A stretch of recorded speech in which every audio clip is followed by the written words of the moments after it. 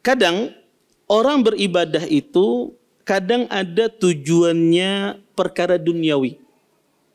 Ada seorang beribadah, kadang di dalam ibadahnya itu dia mendapatkan perkara duniawi. Contoh misalnya, ada seseorang berpuasa, tujuannya salah satu di antara niat dia berpuasa agar biar sehat.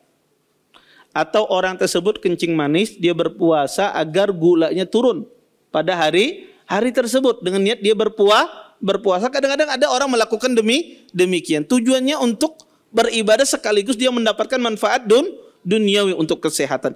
Ini yang disebut oleh para ulama tasyrikun niyah.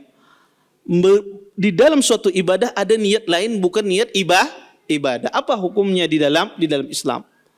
Para ulama rahimahullahu taala mereka mengatakan bentuk keikutsertaan niat lain kepada suatu ibadah itu, kata ahlul ilm, itu ada 5 bentuk sebetulnya. Pertama, Bapak Ibu, ada orang itu ketika seseorang dia beribadah kepada Allah Subhanahu wa taala, dia tidak ingin ibadahnya kecuali, atau seseorang masuk agama Islam dia tidak lain memeluk agama Islam itu kecuali hanya menginginkan dunia. Ada orang memeluk agama Islam, niat dia masuk agama Islam tidak lain dia hanya menginginkan dunia. Maka ini syirik dan kenifakan. Ini syirik dan kenifakan. Dan ini disebut oleh para ulama munafik.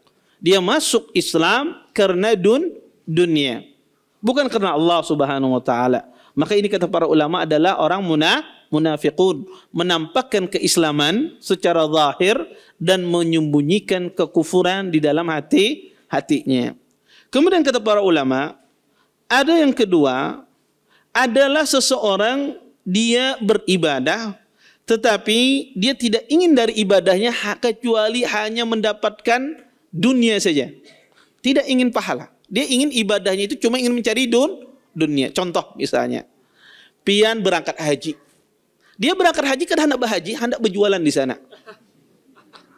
Ya, kenapa? Dia yakin berjualan makanan di sana pasti payu.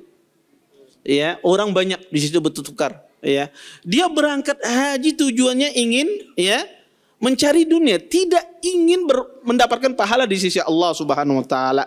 Maka ini merupakan sesuatu yang dikatakan oleh para ulama, orang semacam ini diancam oleh Allah Subhanahu wa taala, dan ini merupakan salah satu dari dosa-dosa besar, sebagaimana Allah sebutkan di dalam Al-Qur'an. Allah mengatakan, "Man kana yuridul hayatad dunya wa zinataha nuwaffi ilaihim a'malahum fiha wa hum fiha la yubkhasun."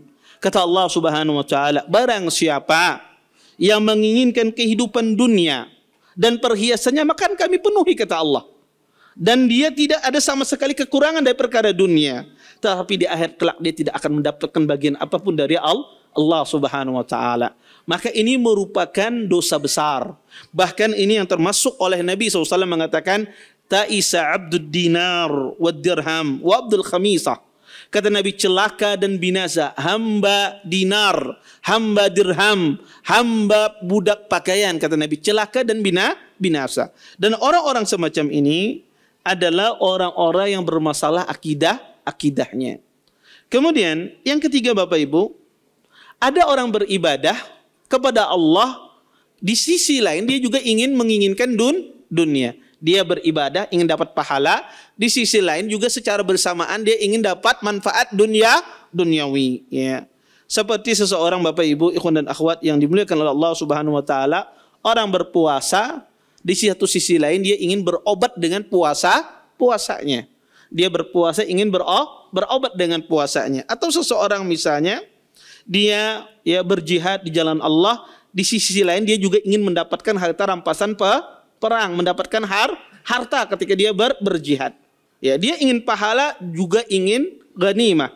Dia berpuasa ingin pahala, di sisi lain juga dia ingin menjaga kesehatan dia. Apa hukumnya? Di sini khilaf di kalangan para ulama. Kalau ada orang berniat semacam ini terjadi khilaf di kalangan para ulama rahimahullahu taala. Sebagian ulama mengatakan amalannya batil, tidak diterima oleh Allah. Kenapa? Karena ini meniadakan keikhlasan. Sebagian lagi para ulama mengatakan, ya, maka kalau seandainya galibnya yang mayoritas niatnya itu ada menginginkan pahala, dia dapat pahala. Tapi kalau mayoritasnya niatnya adalah condong kepada dunia, lebih condong kepada dunia daripada ibadahnya, maka dia tidak mendapatkan pahala. Terima kasih. Jazakumullah khairan wa barakallahu fikum. Video ini dibuat atas partisipasi dari donasi Anda. Semoga menjadi amal jariah bagi Anda semuanya.